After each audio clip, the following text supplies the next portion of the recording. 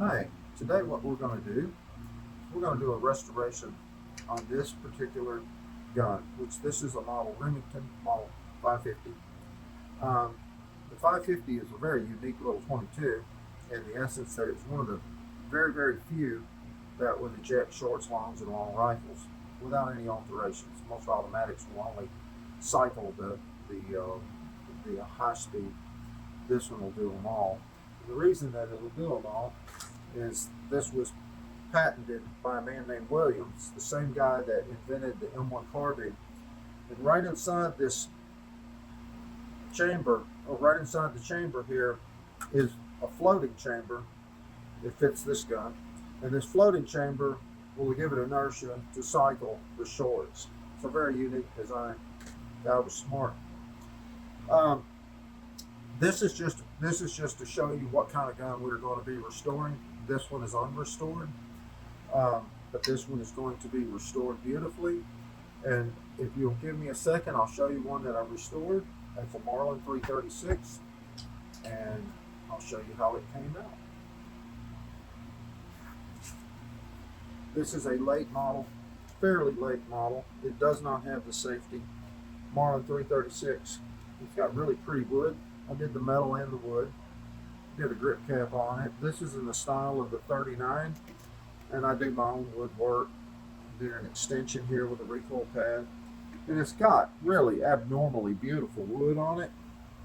And I do very nice polish on it. Marlin blasts the tops and the bottoms and so forth, and I generally polish them. I think it looks better, and if it looks better, that's what I want. So just to let you know, that 550 ought to come out looking very, very close to this. Should come out looking very nice. But right now, it's in the raw, and it is stripped. The wood is stripped, and it is disassembled. So, okay. First thing you want to do is after you get the stock stripped and degrease the best you can, is you want to put the butt plate back on because you're fixing to sand the gun, and you don't want to do it without the butt plate. So we're going to put the butt plate back on, and these butt plate screws, these are going to get glued. So you just make sure that you take the butt plate off before you glue the gun to where you can glue the screws.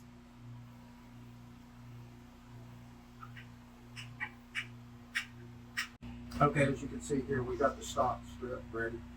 I use an orbital sander. The orbital sander tends to do the best.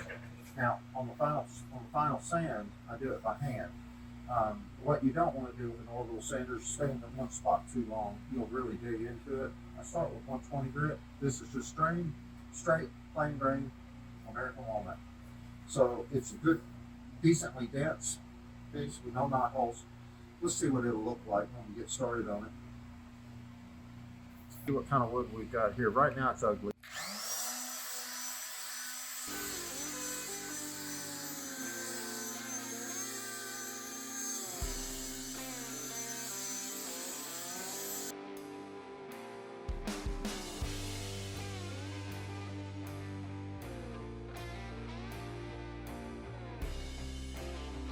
Okay, so here we are. We've sanded it. I got a little linseed oil on my hand where I picked up a linseed bottle, but the stock itself is about to 220 grit. When I restore one of these that has plain straight grain American walnut, it looks good if you do it that way, if you just go ahead and finish it out. However, I flame them. And when you flame them, it just gives it a little more character in areas that wouldn't normally have as much character. So I'm going to show you on that. Okay, so here we use a map torch. And this will give you an idea of what we're doing. We're going to give it a little color. We're not going to be in a hurry. We're just streaking it. So the denser parts will stay lighter, and the softer parts of the finish of the stock and the wood will get darker. And it gives it just a poppy contrast. When you get done with it, it just makes it different. If I get a little too carried away and I touch it a little too heavy in some areas, I'll just dust it with a little paper and take it off and make it even. But if you look around the areas that you do want to darken more, make sure you darken is around these So now where the receiver fits, you'll see oil coming through there a little bit. That's kind of normal. That just happens from years of oil soaking. You can't get it all out. And up here at the comb, it makes them really look good when they're finished. Okay, so we go around the butt plate, which is now off. If you had the butt plate on, it would be a little toasty for it. It'd probably melt it some. Wouldn't look good. You'll see that I got a couple of screws stuck in there. That's to where when we've got finish going on it, that you're not putting the stock directly onto the surface that you're going to try to keeping the stock up off the ground.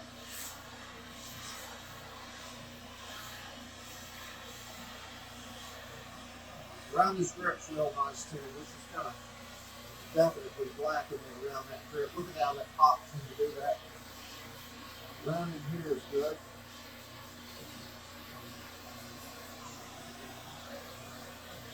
Go a little around the guard. So the guard goes, trigger. A little on the grip, right in there looks real nice.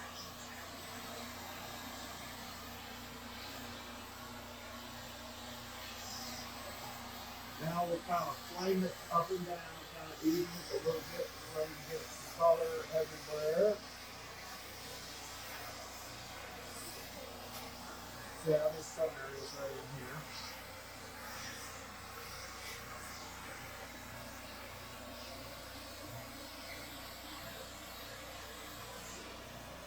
Look it over, we're going to go back over it a little bit. Woo! Hello, mama. You got a hot tamale.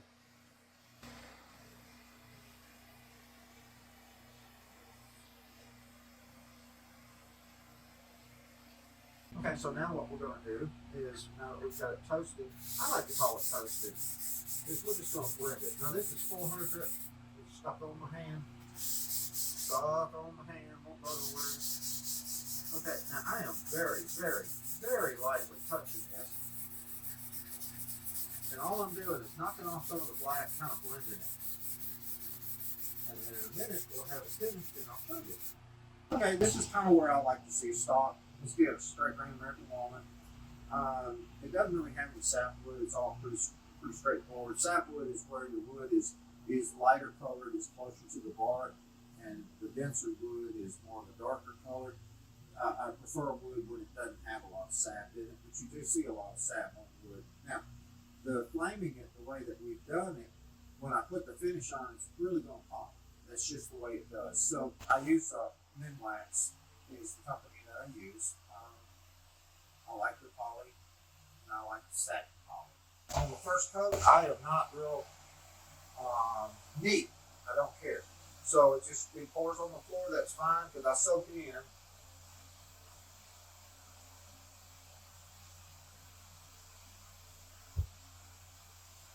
You can see that the color is going to be really good.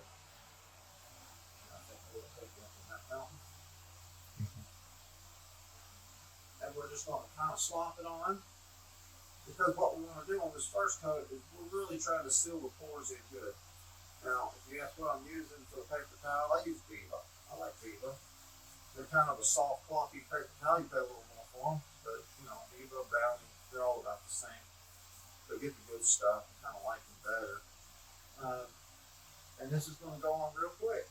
As we go along here, you can see that it's just sucking it right in because the wood is dry. It's going to hold it well, and it's straight grain, so it'll fill these pores up real quick. Usually people ask me, well, how many coats should I put on it? You put on whatever the wood dictates that you need.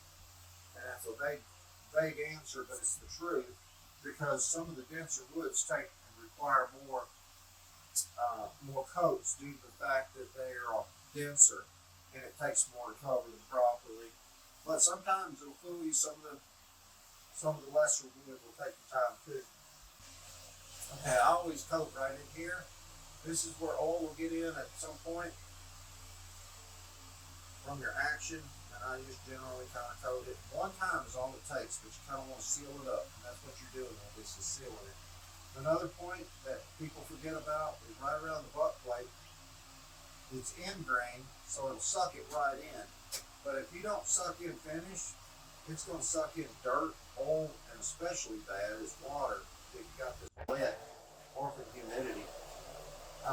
You can see here on the grip cap, it sucked it right in because the grip cap will suck in a lot due to the fact that you're changing the angles and it's more of a straight, it's more of an end grain here and it kind of sucks it in a little bit. So there's certain areas of this wood that'll take more of the finish and you just keep coating it until it's kind of gloppy. Gloppy. That's my special word I use, gloppy. Yes, hello birdie. We'll be saying bye-bye to my birdie before we leave the video. I keep my birdie out here because he likes to sing to all the crows and everything else that comes by. Okay, now this is going to just sit out in our marvelous Florida sun and dry for about an hour, hour and a half. And then I'm going to sand it with 400 grit lightly and then reapply it. And in the last coat, usually I use steel wool and then I'll polish it out. But it won't be done in one day, but this is a good start on it. But you can see that's going to look a lot better than what it did when we started. The plainness is gone to it just by adding a little color and a little black. Gives it a little contrast.